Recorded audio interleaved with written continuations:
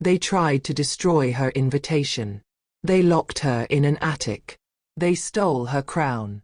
And when that wasn't enough, they tried to kill her unborn child. But Grace's story didn't end in that hospital room where she fought for her life and her babies. It ended with a kingdom transformed and a legacy that would outlive them all. Grace pressed one hand to her stomach and the other to the cool porcelain sink, willing the nausea to pass. For 3 weeks now, mornings had been difficult. She'd been hiding it during public events, excusing herself at precisely timed intervals, maintaining the perfect smile that Lagos had come to love. But this morning, alone in her private chambers with no audience to perform for, she allowed herself a moment of weakness. The wave of nausea finally subsided, leaving her trembling slightly. When she looked up at herself in the ornate mirror, her reflection stared back with questions in its eyes. Her face was the same, yet somehow different. There was a glow she couldn't explain, a fullness she hadn't noticed before. Her hand moved instinctively to her stomach, as if already protecting what might be growing there. And then there was the test, the one she'd taken yesterday in secret, hidden in the back of her drawer wrapped in tissue paper, showing 2 unmistakable pink lines that had made her heart stop. She was pregnant. The realization hit her again with the force of a tidal wave. A baby. She was going to be a mother. After everything she'd survived, after all the pain and loss, life was giving her this incredible gift. She thought of her own mother, lost so many years ago in the fire. Would she have been a good mother? Would her child ever know the kind of unconditional love she'd once known? That evening, as the sun painted Lagos in shades of gold and amber, Grace found Michael on their private balcony. He stood with his back to her, hands on the railing, watching the city lights begin to twinkle as darkness fell. He turned as she approached, and the immediate concern on his face made her heart squeeze with love. "You've been pale lately," he said, reaching for her. "Should I call Dr. Adeyemi? You're working too hard again." Grace took his hands in hers, feeling their warmth, their strength. She looked into his eyes, those intelligent, compassionate eyes that had first seen her worth when no one else had. "I already saw a doctor." She watched his expression shift in the space of seconds. Worry transformed to confusion, confusion to sudden breathless hope, hope to wonder. "Grace. Michael, we're having a baby." For a moment, time seemed to suspend itself. He just stared at her, his mouth slightly open, his eyes searching hers as if to confirm he'd heard correctly. Then something broke inside him, a dam of emotion she hadn't known he was holding back. He pulled her into his arms with such fierce joy that she laughed despite the tears streaming down her face. "A baby," he whispered into her hair, his voice thick with emotion. "Grace, we're having a baby. We're going to be parents." They held each other as the last light faded from the sky and Lagos transformed into a galaxy of lights below them. Neither wanted to let go, as if releasing the embrace might shatter the magic of the moment. They decided to wait 3 months before announcing publicly, wanting to treasure this secret between them, to protect it from the scrutiny that came with their positions. But Chief Samuel noticed almost immediately. Grace caught him watching her during a foundation meeting, his weathered face creased in a knowing smile, his eyes lingering on the way she touched her stomach absently, the careful way she moved, the new softness in her expression. When their eyes met across the table, he simply nodded. He'd been there when Michael was born. He understood what this meant. Michael's protectiveness, already considerable, increased tenfold. He hovered during her foundation visits like a worried bird, insisted on accompanying her to every event, and once actually tried to carry her up the palace stairs because he'd read that pregnant women shouldn't overexert themselves. Grace had to firmly but lovingly remind him that she was pregnant, not made of glass, and that she'd survived 8 years with Beatrice. She could certainly handle a few stairs. But at night, when they lay in bed with his hand resting on her still flat stomach, she saw the fear beneath his joy. "What if I'm not a good father?" he asked one evening, his voice small in the darkness. "I lost mine when I was 12, Grace. I don't remember enough about him. What if I don't know how to do this?" Grace turned to face him, taking his face in her hands. You'll be an incredible father precisely because you know what it's like to grow up without one. You know what that absence feels like, that hollow space where a father should be. You'll make absolutely certain our child never feels it. She pressed her forehead to his. And our child will never know the fear I knew. They'll never feel unwanted or unloved. They'll never wonder if they matter. They'll grow up surrounded by love, by safety, by the absolute certainty that they are precious. We're breaking every cycle of pain that came before us, Michael. Our child will be the first generation to know only love. When they finally announced the pregnancy to the kingdom 3 months later, Lagos erupted in celebration. People danced in the streets. Music filled every corner of the city. Foundation children made cards with crayon drawings of babies and hearts. International congratulations poured in from world leaders across Africa and beyond. Grace visited the foundation to find the children bursting with barely contained excitement and 1,000 questions. "Can we be friends with the baby?" a young girl asked, her eyes wide with hope. Grace knelt down carefully, pulling the child close. "You'll be more than friends. You'll be family. Because no child of mine will ever think they're better than any other child. That's a promise I'm making to you right now." That night, as Grace and Michael stood on their balcony watching the spontaneous celebrations continuing below, the dancing, the singing, the pure joy of their people, Grace touched her still small belly. "Our baby will know love, not fear." Michael kissed her temple, pulling her close. "And they'll have the strongest, kindest mother in the world." Neither of them saw the figure standing in the shadows across the square, watching the palace with cold calculation. Miles away, in a darkened room sparse and bitter with poverty, Beatrice sat alone watching the television broadcast of joyous celebration. As Grace and Michael appeared on screen, radiant with happiness, Beatrice's lips curved into a smile that held no warmth. After 5 years of exile, 5 years of careful planning and nursing her hatred, her chance for revenge had finally arrived. 3 months into her pregnancy, Grace's morning sickness had finally subsided, replaced by the gentle swell of her growing belly. She could no longer hide it, and she found herself constantly touching it, marveling at the life growing inside her. She was reviewing foundation applications in her office, making notes about 3 children who desperately needed placement, when Chief Samuel entered with an expression she'd learned to recognize as trouble. "Your Majesty, I have news you won't like." He closed the door behind him, a gesture that told her this was serious. Beatrice, Diana, and Ruth's exile period ended yesterday. They're legally permitted to return to Nigeria. Grace's hand flew instinctively to her stomach, as if to protect her unborn child from even the mention of those names. When Michael heard the news an hour later, his reaction was immediate and fierce. "Absolutely not. We'll find legal grounds to extend the ban. They tried to destroy you, Grace. I won't let them near you again." But Chief Samuel shook his head gravely. "The law is clear, Your Majesty. 5 years was the sentence. The sentence is complete. We have no legal grounds to prevent their return." That afternoon, a letter arrived at the palace in a plain envelope with familiar handwriting. Grace recognized it immediately. Beatrice's elegant script, now slightly shakier with age. Her hands trembled as she broke the seal and unfolded the single page. "Your Majesty, we don't expect forgiveness. We don't deserve it. 5 years in exile taught us what you tried to teach us all along. Living in poverty, being looked down upon, struggling for every meal, sleeping in rooms that leak when it rains. We finally understand the life we forced you to live. We understand what we did to you. We're not asking for money or positions or anything we don't deserve. We're just asking for permission to return to Lagos and rebuild our lives honestly.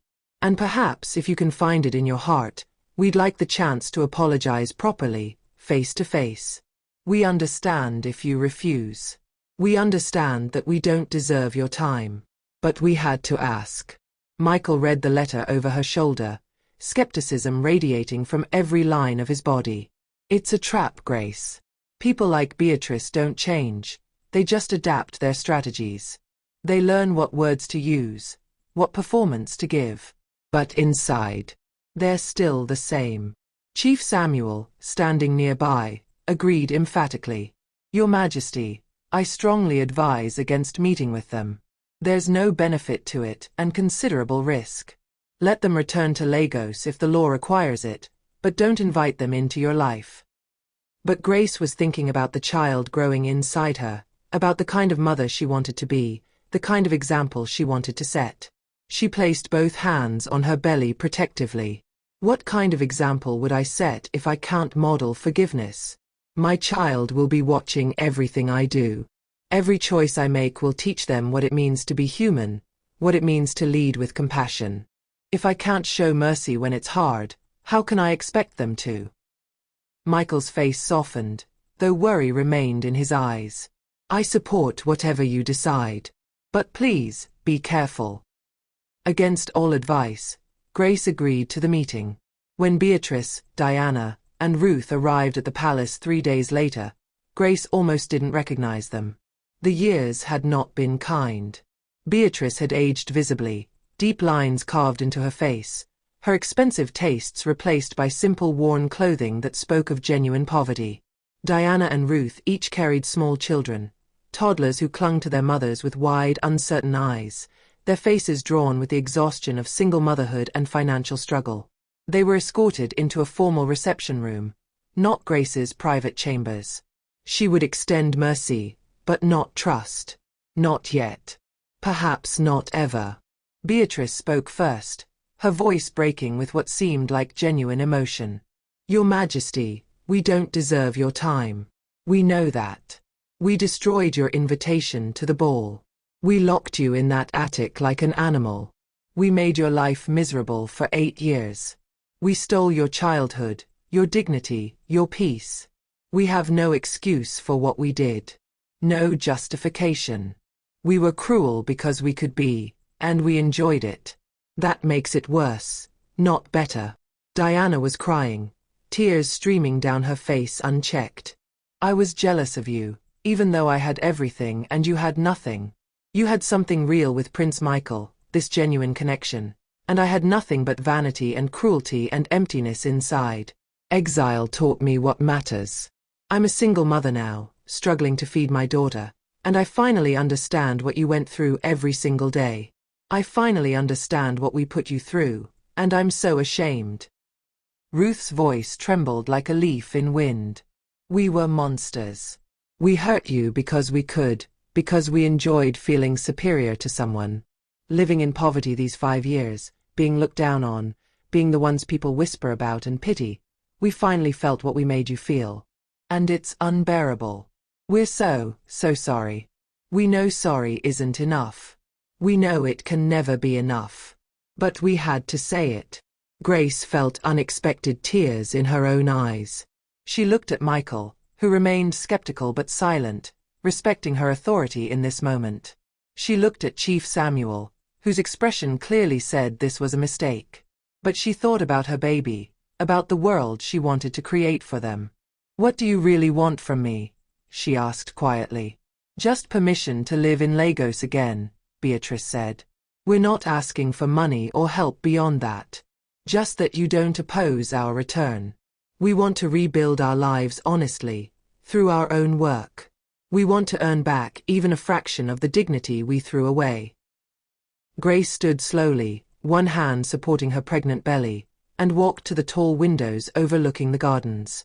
She thought about her parents, about the kindness they'd taught her before they died. She thought about her child, about what she wanted them to learn from her example. Finally, she turned. I'll allow you to return. More than that, I'll help you resettle.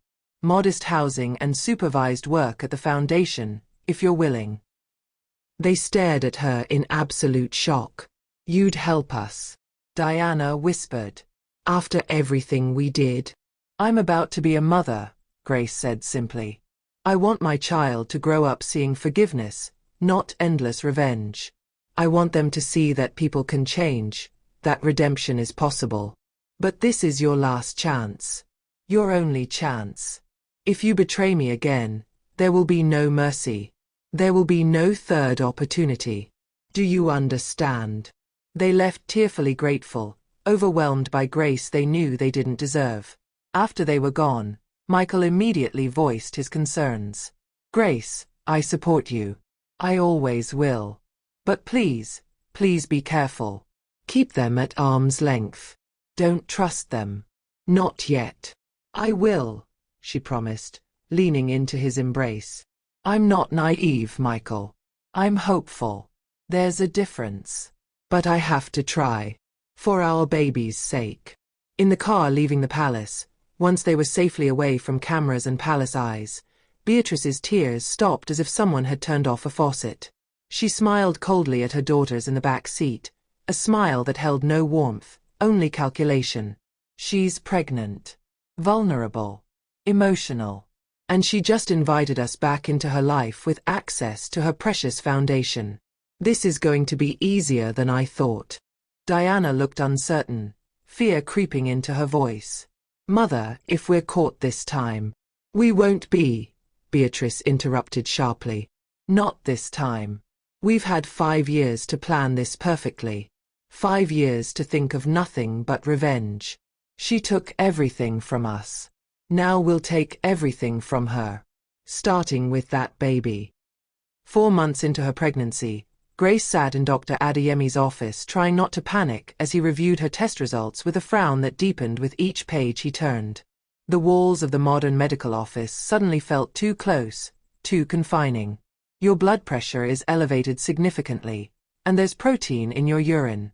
Combined with your symptoms, the headaches, the swelling in your hands and feet, the vision changes you mentioned, I'm diagnosing you with preeclampsia. What does that mean? Grace's voice was steadier than she felt, her hand instinctively moving to protect her growing belly. It's serious, Your Majesty. Very serious. Dr. Adeyemi removed his glasses and met her eyes directly.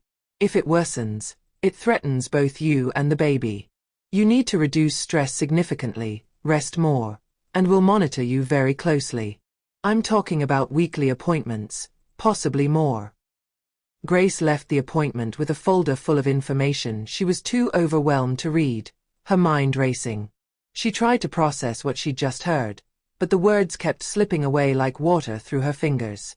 She didn't tell Michael immediately, not wanting him to worry, hoping maybe it wasn't as bad as it sounded.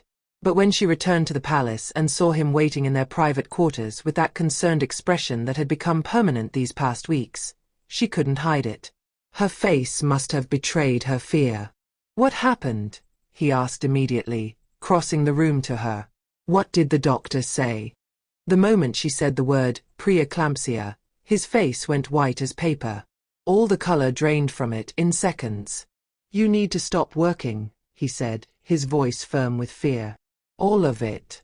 The foundation, public events, everything. You need complete rest."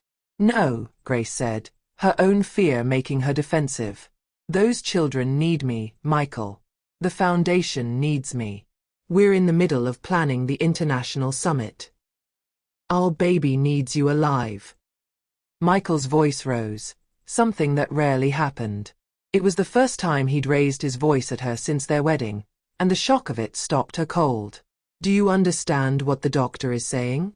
You could die, Grace. Our baby could die. And you're worried about a summit." The argument that followed was their first real fight since the trial, harsh words spoken in fear rather than anger.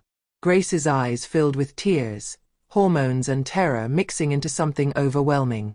Chief Samuel, hearing the raised voices, quietly intervened, his elderly wisdom cutting through the panic. "Your Majesties," he said gently but firmly, "may I suggest a compromise? Queen Grace, you reduce your schedule by half. Delegate more responsibilities to trusted staff. Rest when you need to. But you don't disappear entirely. The foundation is your life's work, and completely abandoning it will create its own kind of stress." They both agreed, though neither was entirely happy with the solution. Meanwhile, Beatrice, Diana, and Ruth had integrated themselves seamlessly into the foundation's daily operations. They were model employees, kind to children, hardworking, humble, always volunteering for extra shifts. Staff members who'd initially been suspicious of them began to soften their stance. Mrs. Johnson, now elderly and less sharp than before, was completely convinced of their reformation. "People can change," she told Grace with absolute certainty. "I've seen it happen." Only Amara remained suspicious. As a senior Foundation staff member and someone who'd once plotted against Grace herself, who'd lived in the skin of a villain and knew intimately how villains thought, she recognized the signs. The too perfect behavior. The calculated humility. The way they watched Grace with eyes that didn't match their smiling mouths. "Your Majesty, I know what revenge looks like," Amara said privately one afternoon, catching Grace alone in her office. "I lived it. I breathed it. Something feels wrong about them. The way they move, the way they talk, it's performance, not transformation." Grace touched Amara's arm gently, grateful for the concern but dismissive of the warning. "Not everyone is like you were, Amara. Some people do change. Look at you, you changed completely. You're proof that redemption is real." "That's exactly why I know the difference," Amara insisted, frustration creeping into her voice. "I was destroyed by consequences and rebuilt myself from the ground up. It was painful and hard and I had to face what I'd done. They weren't destroyed, they're just waiting. Planning. I can see it."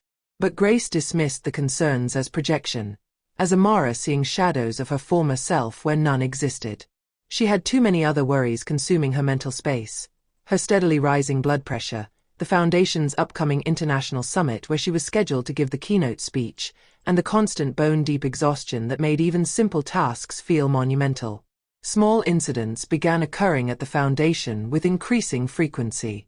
Medications for sick children were accidentally mixed up, caught just in time before anyone was hurt. Financial records went temporarily missing, then mysteriously reappeared days later. Donations were mistakenly not recorded properly, creating accounting nightmares. Each incident was small enough to seem like a genuine error, easy to explain away, but together they formed a pattern Grace was too overwhelmed and exhausted to notice. Dr. Adeyemi grew increasingly concerned as Grace's condition failed to improve despite reduced activity. "Your blood pressure keeps rising, Your Majesty. You need complete bed rest for at least a week." "I'm not asking anymore, I'm telling you. This is dangerous." Grace finally agreed, too tired to argue, and Beatrice seized the opportunity immediately.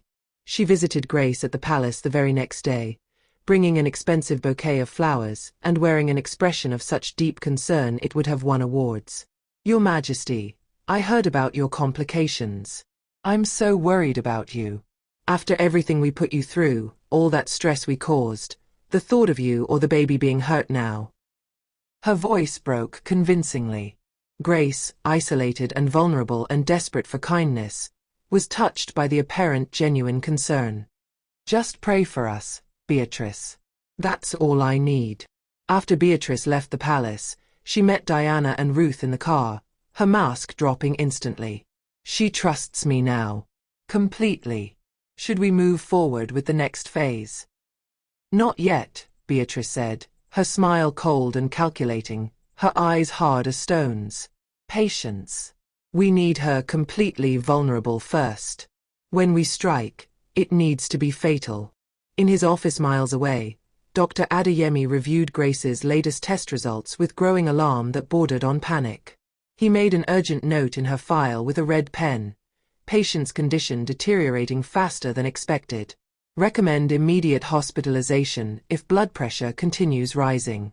May need emergency delivery to save mother's life." At 6 months pregnant, Grace was confined to partial bed rest. Her world shrunk to the palace chambers and occasional carefully monitored trips to the Foundation. She worked from home when her energy allowed, reviewing documents and making phone calls, but avoiding all stress as much as humanly possible.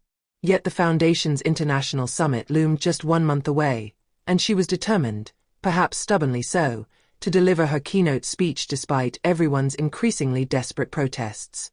"This summit impacts children worldwide," she told Michael when he tried once more to convince her to withdraw. "Leaders from 30 countries are coming. The policies we discuss will affect millions of children." I can't miss it. I won't miss it. Michael looked at her with exhaustion and love warring in his expression, but he'd learned when to stop pushing. Promise me you'll be careful. While Grace was restricted to the palace, Amora's unease had grown from a whisper to a scream. She couldn't shake the feeling that something terrible was building. She began investigating the small incidents at the Foundation methodically, documenting everything in a private folder she kept hidden.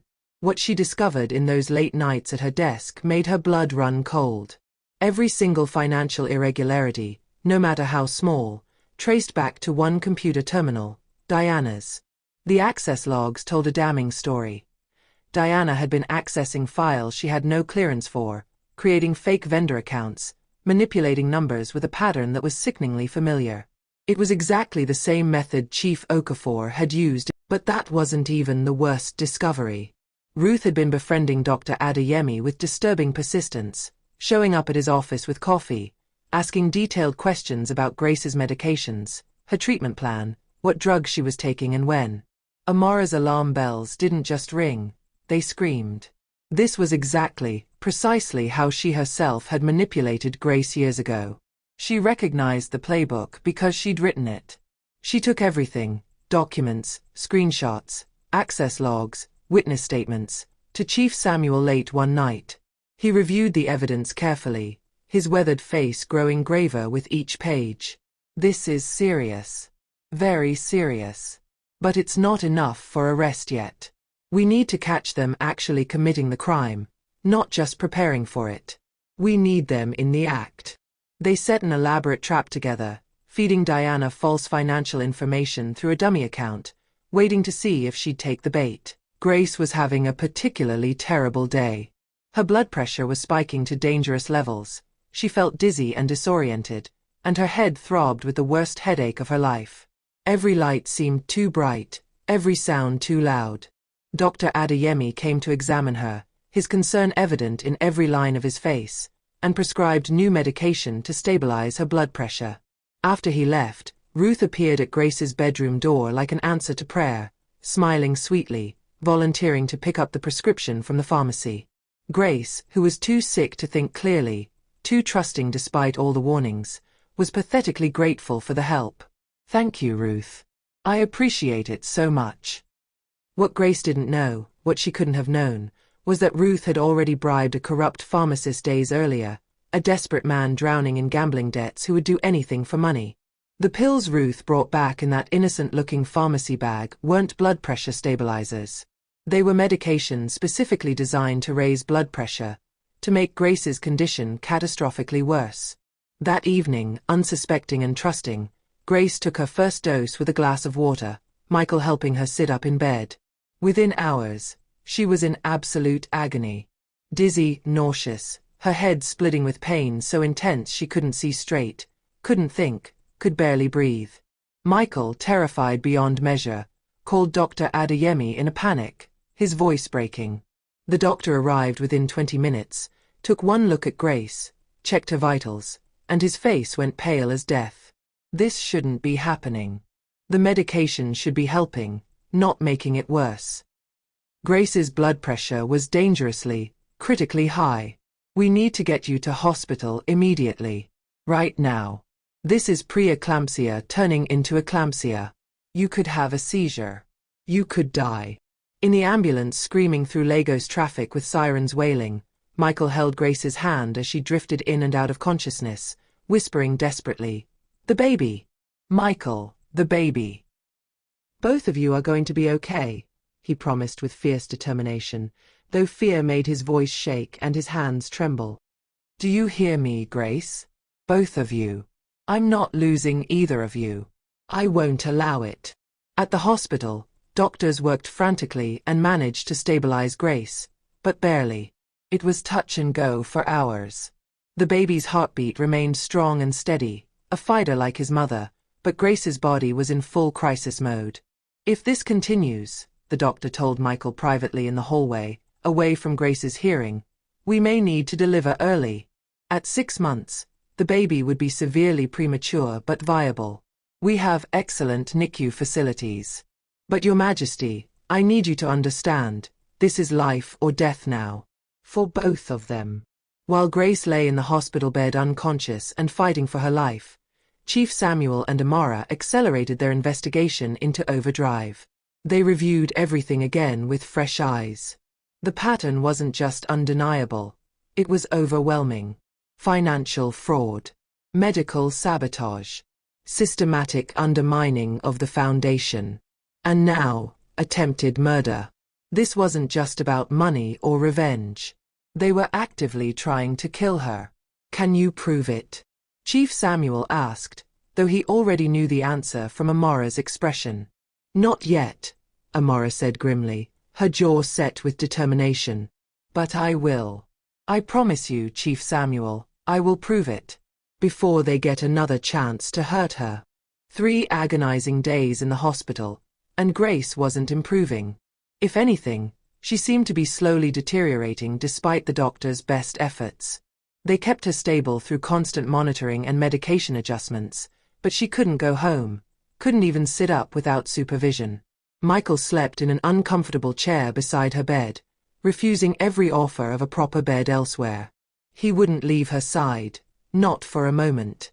Captain James, loyal as ever, stood guard outside her room around the clock, watching everyone who entered with hawk-like attention, his hand never far from his weapon. He was the first to notice a disturbing pattern emerging. Ruth visited daily, always bringing fresh flowers and expressions of concern, asking how Grace was feeling, offering help. And each time Ruth visited, each single time without exception, Grace seemed slightly worse afterward. Her vitals would destabilize. Her pain would increase. It was subtle enough that the nurses hadn't noticed, but Captain James noticed everything. It was his job to notice. Captain James mentioned this observation to Chief Samuel immediately, who felt ice water run through his veins at the implication. He called Amara urgently. Ruth visits every day. What could she possibly be bringing that's making Grace worse? The flowers. Something else. Then Amara remembered something crucial. The prescription. Ruth had picked it up right before Grace's collapse, right before this nightmare began. Chief Samuel, what if she tampered with the medication itself? What if the pills are wrong? Chief Samuel moved with the speed and authority of a man who'd served 3 kings. He got an emergency court order within hours. The forensic lab, understanding the urgency, rushed the analysis, working through the night. When the results came back the next morning, Michael's rage was terrible and magnificent to behold. The pills contained the wrong medication entirely, not just a different brand or dosage, but completely different medication designed to raise blood pressure, not stabilize it. Grace had been systematically poisoned. Someone had tried to murder the Queen. Captain James arrested Ruth at the palace before she could flee, before she even knew they'd discovered the truth. She broke down the moment she saw the handcuffs, collapsing to her knees, sobbing. I didn't want to. I swear I didn't want to. Mother made me. She said it was just to make Grace sick enough to miss the summit. She said it wouldn't really hurt her. Under intensive interrogation, with the evidence overwhelming and the prosecutor offering a reduced sentence for cooperation, Ruth confessed everything through tears and trembling words. Beatrice's plan had been elaborate and years in the making. Sabotage Grace's health so she'd miss the summit, then simultaneously release fabricated evidence of foundation embezzlement that Diana had been carefully creating for months. They'd planned to frame Grace exactly as Chief Okafor had done, destroying her reputation while she was too sick to defend herself.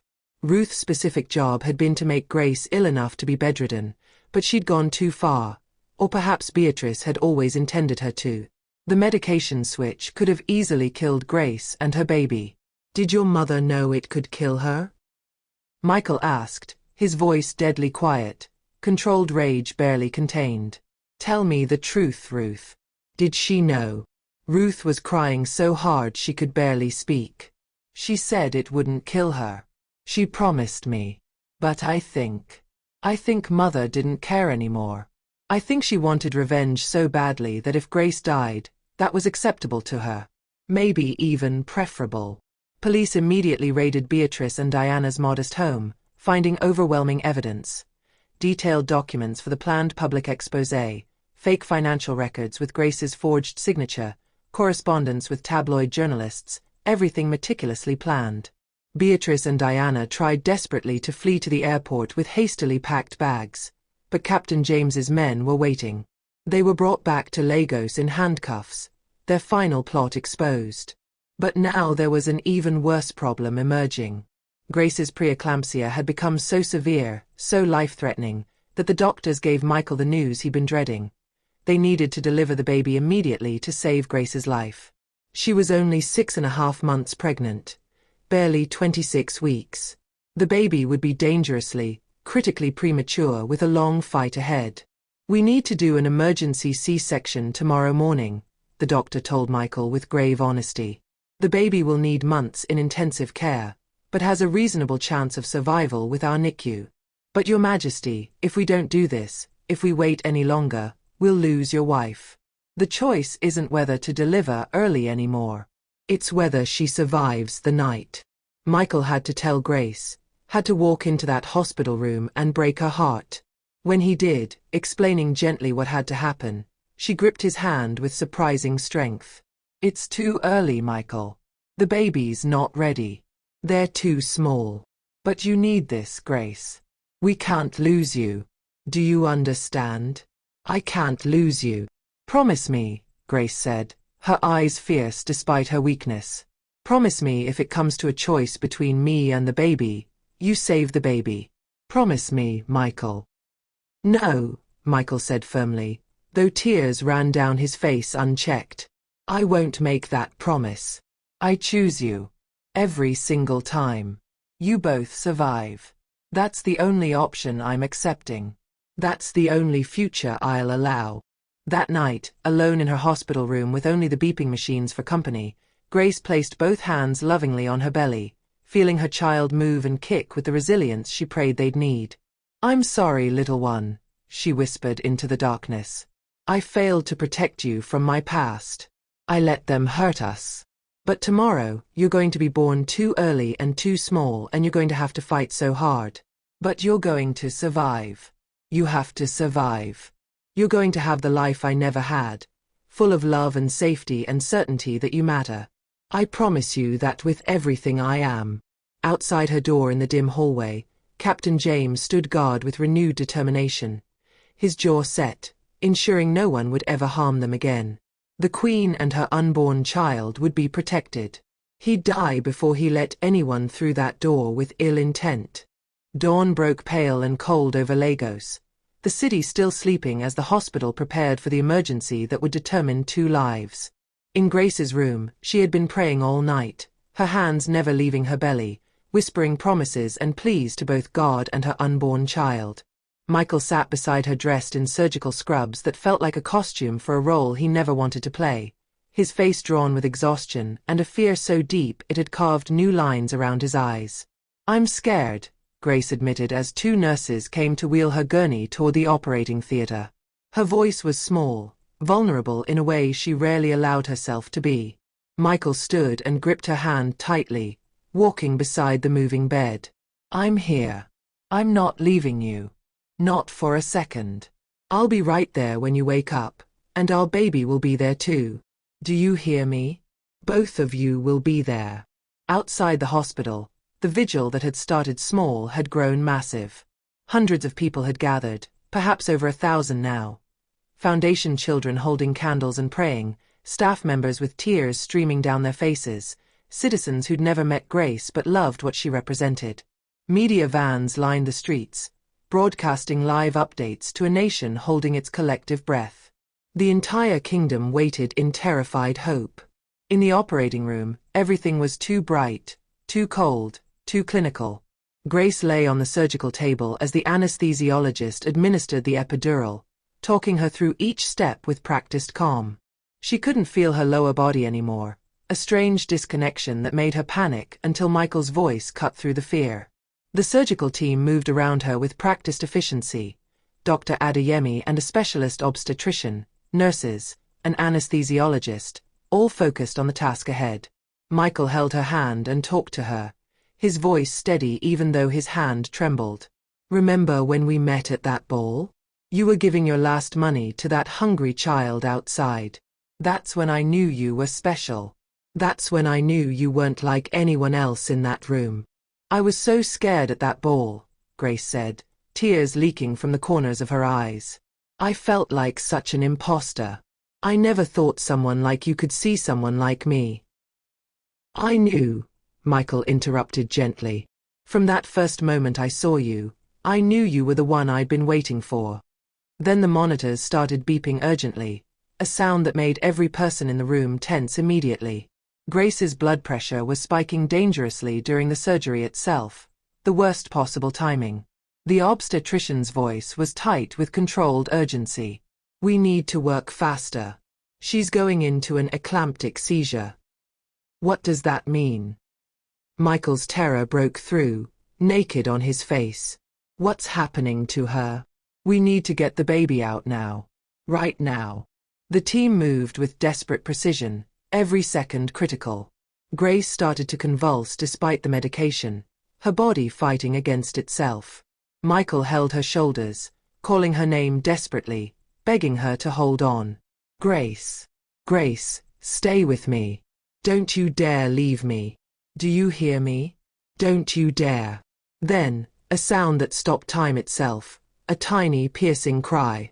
Weak and premature and thread-thin, but alive. Impossibly, miraculously alive. It's a boy, the nurse called out, her voice thick with emotion. But Grace wasn't responding anymore. The monitors showed her vitals crashing, her body shutting down. The doctor's voice was sharp with command. She's seizing again. We need to stabilize her immediately. The tiny baby, barely 3 pounds, translucent skin, impossibly fragile, was rushed to the NICU team waiting just outside. Michael was torn between two impossible choices: follow his son who might not survive the hour, or stay with his wife who might be dying. He chose Grace, his soul splitting in two. Captain James, understanding immediately, followed the baby to stand guard even in the intensive care nursery.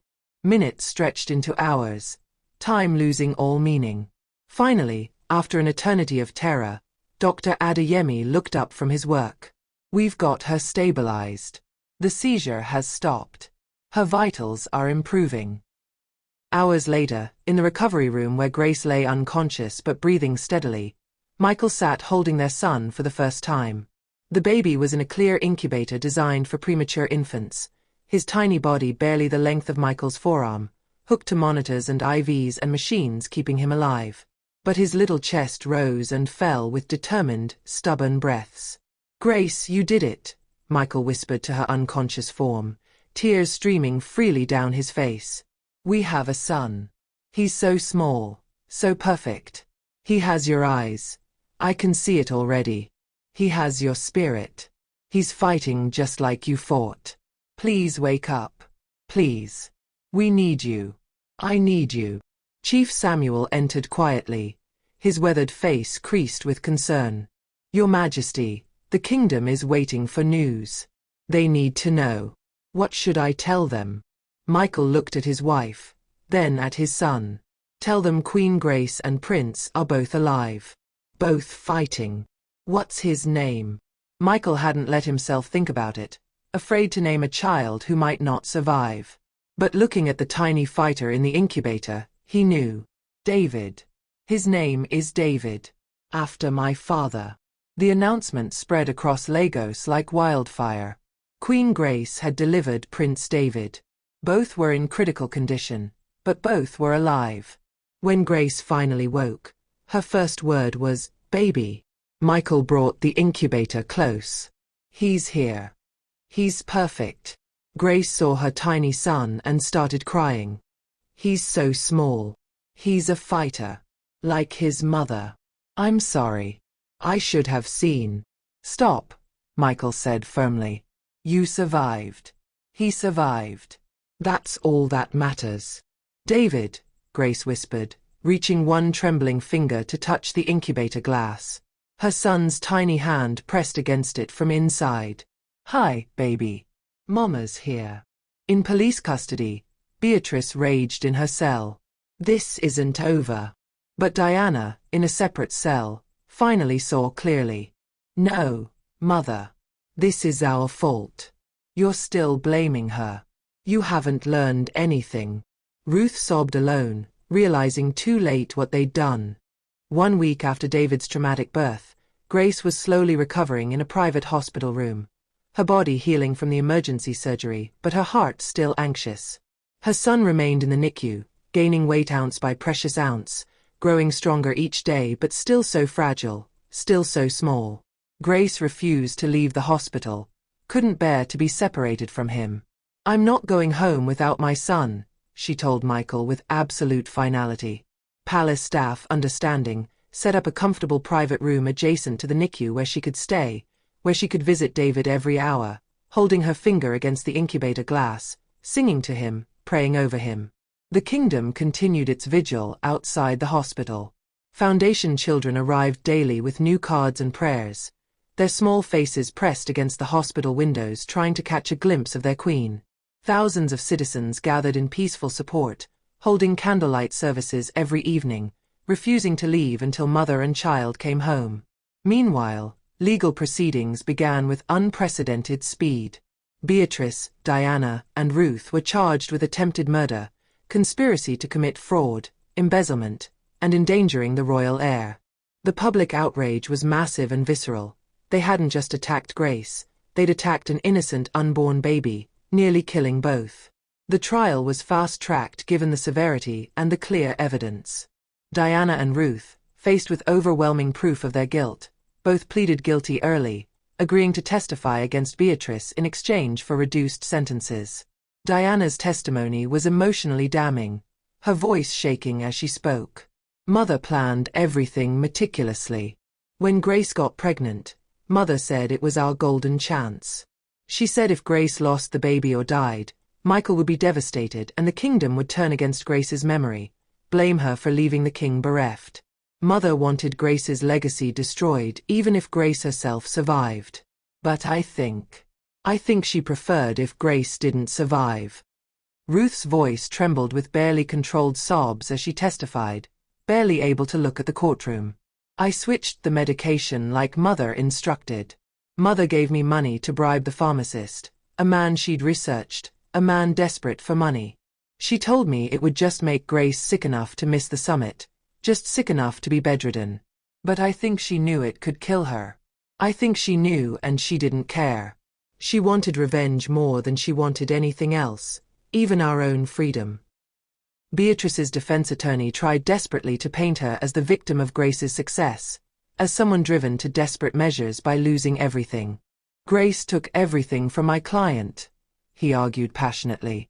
Her home, her status, her family's future. But the evidence was overwhelming, damning, irrefutable. Forensic reports. Financial records.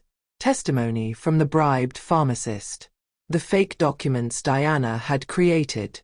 Everything pointed to a calculated, cold-blooded attempt to murder the Queen and her unborn child. Grace, still weak from surgery and exhausted from worry over David, insisted on testifying despite Michael's strong objections. Michael didn't want her to, wanted to protect her from the stress, but she was adamant, her voice firm. I need to face them one final time. For David. So when he's old enough to understand, he'll know his mother stood up and fought back. Wheeled into the courtroom in a wheelchair, still recovering from the C-section, Grace sat in the witness stand and faced Beatrice across the hushed room. She took a deep breath and began. Beatrice is my aunt by marriage. When my parents died in that fire, she took me in. For 8 long years, she made me feel worthless, unwanted, a burden. When she returned after exile claiming to be reformed, I desperately wanted to believe people could change. I wanted to believe in redemption because I'm about to raise a son, and I wanted to model forgiveness and mercy. Grace's voice grew stronger with each word, finding power in her truth. But she didn't want forgiveness. She never wanted redemption or a second chance. She wanted revenge, pure and simple. She poisoned me while I was pregnant. She endangered my son's life before he was even born. She almost killed us both. And for what? Because I became queen? Because I found happiness? Because I refused to stay in the role she assigned me? She turned and looked directly at Beatrice, meeting those cold eyes without fear. You had 5 years in exile to build a real life, to genuinely change, to become someone different. Instead, you spent every single day of those 5 years planning to murder me and my child. That's not my fault, Beatrice. That's not Grace's responsibility. That's entirely yours. Beatrice finally broke under the weight of truth and rage, screaming across the courtroom, her face contorted. You should have died. You were supposed to be nothing. A servant forever. How dare you be happy while we suffered? Her outburst sealed her fate completely. The judge, a stern older man who'd presided over thousands of cases, delivered the verdict with grave authority. Beatrice, 25 years in prison, no possibility of parole, for attempted murder and conspiracy. Diana, 10 years for conspiracy and fraud, reduced for cooperation. Ruth, 8 years for attempted murder, reduced because evidence showed she'd been manipulated and felt genuine remorse. Additional ruling, all 3 were stripped of all family claims, legally severed from any connection to Grace's lineage, their names removed from family records. As they were led away in shackles, Diana looked back at Grace with tears streaming down her face. I'm sorry. For everything. For all the years of cruelty. I'm so sorry. Grace nodded, a small acknowledgement that forgiveness might be possible someday, but not today. Beatrice, still defiant even in defeat, spat venomously. This isn't over. You haven't won. Grace's voice was calm, measured, final. I'm alive. My son is alive. You're going to prison for the rest of your productive life. I'd say it's very much over. 3 weeks later, David was strong enough to go home. Michael carried him from the hospital, 4.5 pounds now, tiny but healthy. The crowd outside erupted in celebration. Grace held David up carefully. Meet your people, little one. They prayed for you. They loved you before you were born. That night, in the palace nursery, Grace watched David sleep. Michael joined her. You should rest. I just want to watch him breathe. Every breath is a miracle. You're both miracles. Grace touched her mother's locket. Mama, Papa, I wish you could meet him. Your grandson. The first one in our family who'll grow up loved and safe. 3 months after his traumatic premature birth, David was finally healthy and thriving, a transformation that seemed nothing short of miraculous. He'd gained weight steadily, reaching a healthy size for a 3-month-old, his cheeks now chubby and pink, his eyes bright and alert. Grace had recovered fully from the emergency surgery, the physical scars healing even as the emotional ones remained tender. She'd found a careful balance between her foundation work and motherhood, determined that David would see both sides of her, the queen who served her people and the mother who adored him. The kingdom eagerly, breathlessly anticipated Prince David's christening. It would be a grand celebration combining Christian ceremony with traditional Nigerian naming customs, a fusion that represented the best of both worlds. Preparations had been underway for weeks, the cathedral decorated, invitations sent to dignitaries across Africa and beyond, security meticulously planned. But Grace had one non-negotiable requirement that she insisted on despite protocol concerns from palace advisors. The foundation children must be central to the ceremony, not just present but integral. These children prayed for David when he was fighting for his life. They held vigil outside the hospital. They made cards and sang songs and refused to give up hope. They're his family just as much as anyone with royal blood. The morning of the christening, the cathedral was absolutely magnificent. Sunlight streamed through stained glass windows, painting everything in jewel tones. Royalty and dignitaries filled the ornate wooden pews, kings and presidents and ambassadors in their finest attire. But equally present were common citizens in their Sunday best and foundation children in white choir robes, their faces glowing with excitement. Grace wore stunning traditional purple and gold osso oak that took 3 seamstresses a month to create, the fabric shimmering in the colored light. David, 3 months old and unaware of the significance, was dressed in a beautiful white christening gown made of the finest lace, an heirloom that had been in Michael's family for generations. Grace had chosen godparents carefully, each representing something essential she wanted David to learn. Chief Samuel for wisdom and loyalty, Mrs. Johnson for service and compassion, Captain James for protection and honor, and Amara for redemption and second chances, for the proof that people could genuinely change. When Grace announced Amara as one of David's godparents, Amara's eyes filled with tears. She shook her head, overwhelmed. "Your Majesty, I don't deserve this honor. After everything I did, after I tried to destroy you." Grace took Amara's hands firmly. "You saved my life, Amara. When no one else suspected, when everyone else was fooled, you recognized the danger because you'd been there yourself. You proved that people can genuinely change, that redemption isn't just a pretty word but a real transformation. I want my son to know you, to learn from your journey, to understand that mistakes don't define us. What we do after the mistakes is what matters." During the ceremony, after the traditional prayers and blessings, Grace gave a speech that would be remembered for generations, that would be quoted in classrooms and written in history books. She stood at the altar holding David, her voice strong and clear, reaching every corner of the packed cathedral.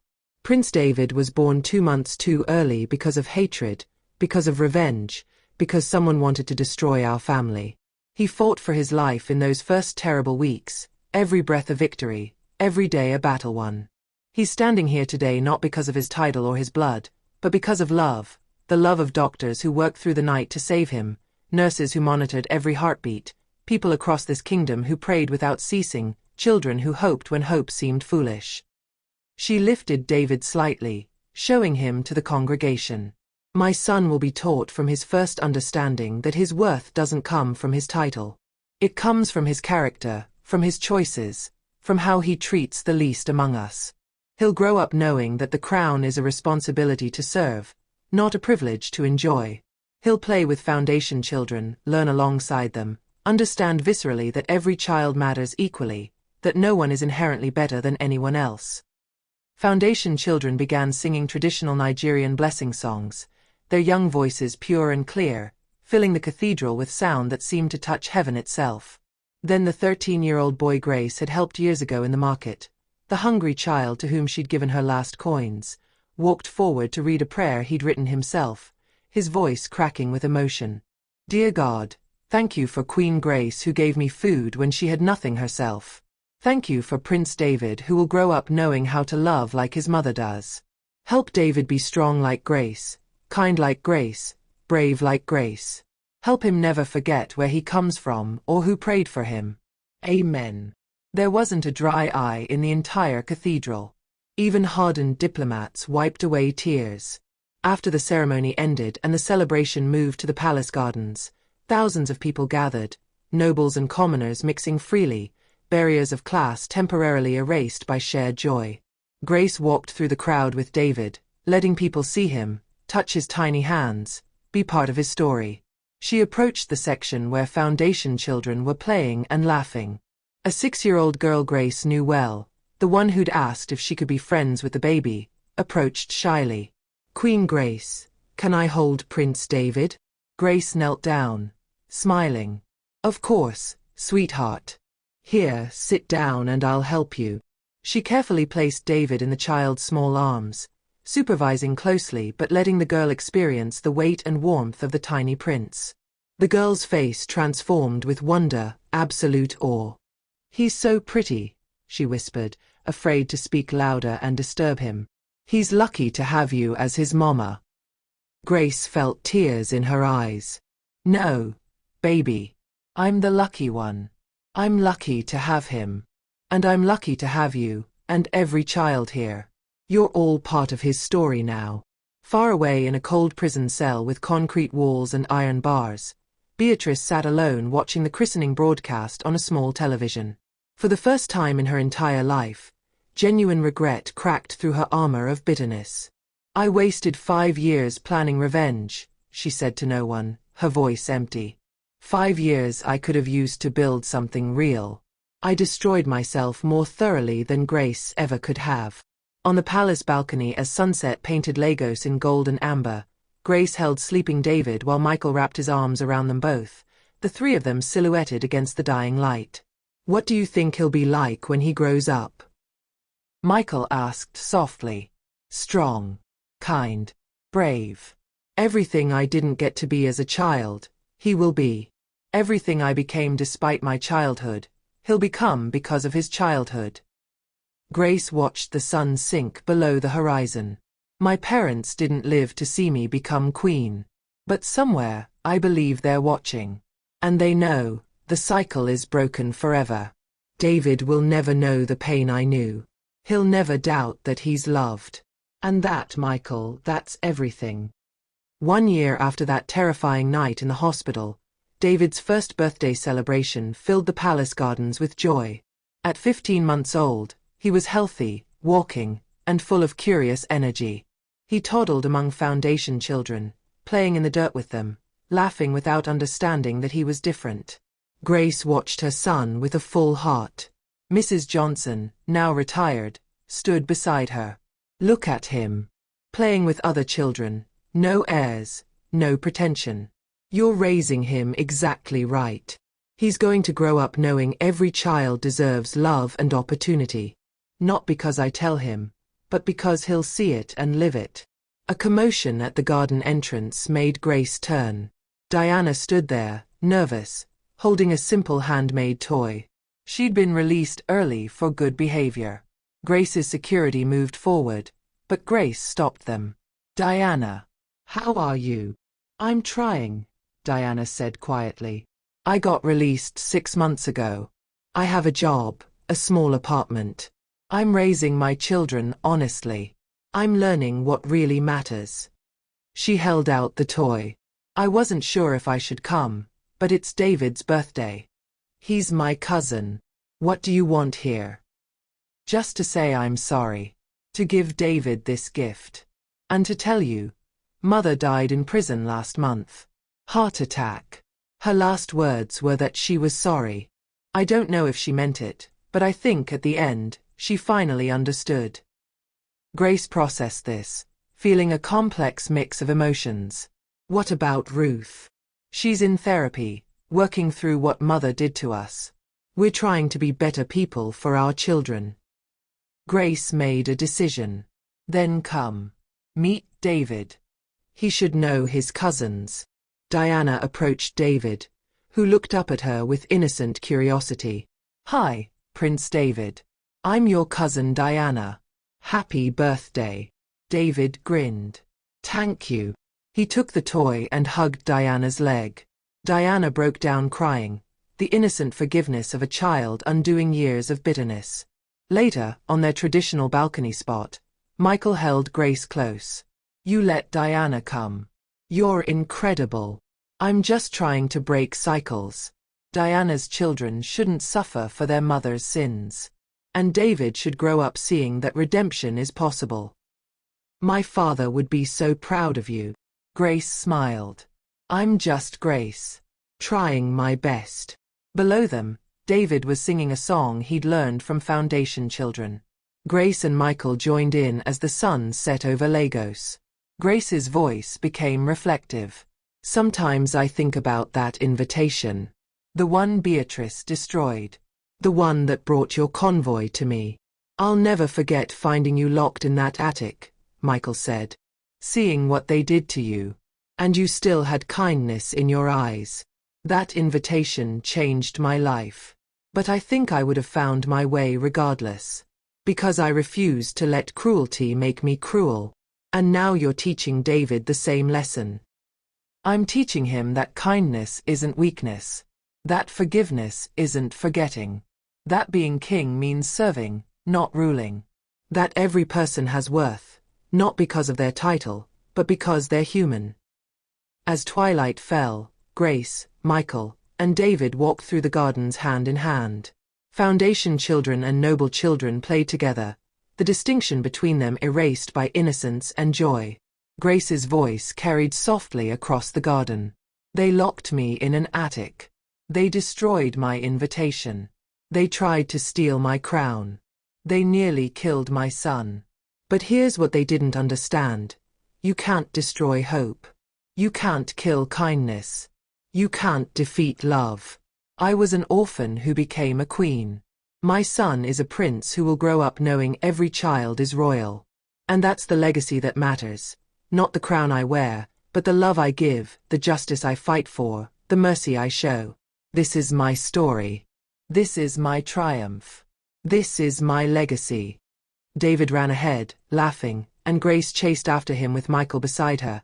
A family transformed by love, a kingdom changed by compassion, a future secured by the choice to be kind despite knowing cruelty. Years later, Prince David would indeed become King David too, continuing his mother's legacy of transforming Nigeria through compassion and justice. But on that evening, as the sun set over Lagos, he was simply a child playing in a garden, loved completely, knowing nothing of the darkness that had tried to prevent his birth, knowing only the light his mother had fought so hard to give him. Grace's story reminds us that where you come from doesn't determine where you go. That cruelty doesn't have to breed more cruelty. That the strongest people are often those who choose kindness despite knowing pain. And that sometimes, the locked doors and destroyed invitations are just the beginning of a story that ends with a whole kingdom transformed by one woman's refusal to let hate win. If Grace's journey from orphan to queen to mother inspired you, if a story reminded you that your past doesn't define your future, then share this tale. Subscribe to Folktales by Inoya for more stories that prove the greatest power is the power to choose who you become. Because in the end, Grace's legacy lives in every person who chooses kindness over cruelty, forgiveness over revenge, and hope over hate. Until next time, remember, be kind, be brave, and never let anyone convince you that you're not enough.